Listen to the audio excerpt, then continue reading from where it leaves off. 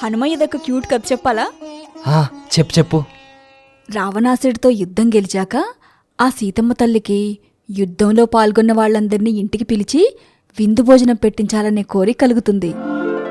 అనుమతి కోసం రాములవారిని అడిగితే అందుక రామయ్య తండ్రి, చాలా మంచి ఆలోచన సీత, నువ్వనుకున్నట్టే కానివ్వు, కానీ ఒక చిన్న మాట అని కొద్దిగా సంకోచిస్తారు.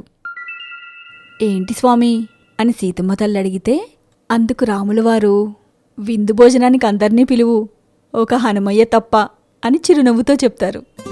అందుకు సీతమ్మ తల్లి, అదేంటి స్వామి, యుద్ధంలో ముఖ్య పాత్ర పోషించిన హనుమను విందుకు పిలవకపోవడమేంటి అని ఆశ్చర్యంతో అడిగితే, హనుమయ్య కొంచెం గట్టిగానే తింటాడు, మరి నువ్వు వండి పెట్టగలవా అనేదే నా అనుమానం, అంతకంటే మరేం లేదు అని అంటారు. అందుకు సీతమ్మ తల్లి, ఊరుకోండి స్వామి, చిట్టి తండ్రి, తను మాత్రం ఎంత తింటాడు, ఓ 2 ముద్దలు ఎక్కువ తింటాడు, ఆ మాత్రం వండి పెట్టలేనా నా హనుమాకి అని అంటుంది. సరే, నేను చెప్పాల్సింది చెప్పా, ఆపై నీ ఇష్టం అని రాములవారు చిరునవ్వుతో అంటారు. ఇక విందు భోజనంలో అప్పాలు, వడలు, బూరెలు, గారెలు, కేసరల్వా, దద్దోజనం, బొబ్బట్లు, ఇలా నోరూరే వంటకాలు చూసి హనుమయ్య మామూలుగా తింటాడా ఏంటి? అలా వడ్డించగానే ఇలా తినేసి ఇంకా, అలా వడ్డించగానే ఇలా తినేసి ఇంకా అని పదే పదే వడ్డించుకొని తినేస్తూ ఉంటాడు. అలా లొట్టలేసుకుంటూ తింటున్న హనుమయ్యను చూసి సీతమ్మ తల్లికి తెగ ముచ్చటేసి ఇంకా ఇంకా వండి వడ్డిస్తుంది.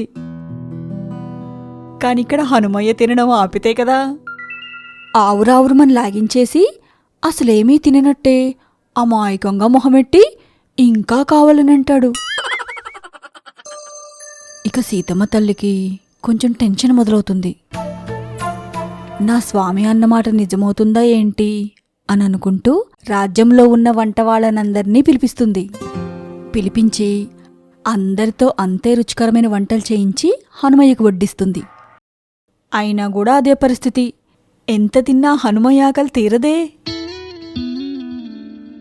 ఇక సీతమ్మ తల్లి అలసిపోయి రాములవారి దగ్గరికెళ్ళి, అయ్యా స్వామి, మీరు చెప్పిందే నిజమైంది, నా తండ్రి హనుమకి ఎంత వండి పెట్టినా ఆకలి తీరట్లేదు అని తన గోడు చెప్పుకుంటుంది.